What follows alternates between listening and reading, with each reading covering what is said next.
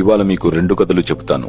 ఒక కథలో ఒక మహిళ ఒక పాముని పెంచుకుంటుంది. కొన్నాళ్లకు ఆ పాము తినడం మానేస్తే మహిళ కంగారు పడి పశువైద్యు దగ్గరికి వెళ్లి, డాక్టర్ గారు, మా పాము గత వారం రోజులుగా ఏమీ తినట్లేదు, ఎందుకో అని అడుగుతుంది. దానికి ఆ డాక్టర్, చూడమ్మా, నువ్వు పాముతో సహజీవనం చేస్తున్నావా? అది నీతో తింటూ నిన్ను చుట్టుకొని పడుకుంటుందా అని అడుగుతాడు.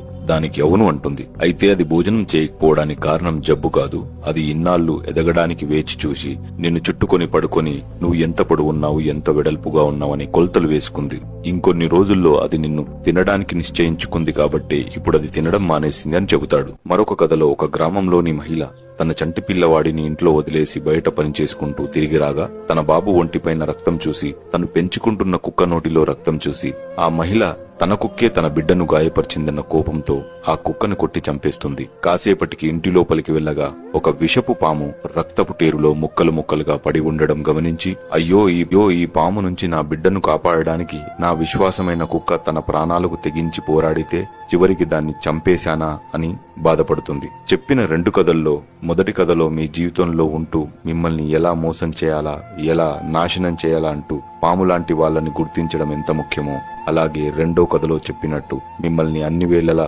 సంరక్షించుకుంటూ ఎంతో విశ్వాసపాత్రులైన వారిని తొందరపడి అపార్థం చేసుకుని దూరం చేసుకోవడం కూడా అంతే మూర్ఖ. అది మించెవాడొకడే, ఒకడు చిచ్చుర ఒకడు తెమ్మెర కలిసి దహ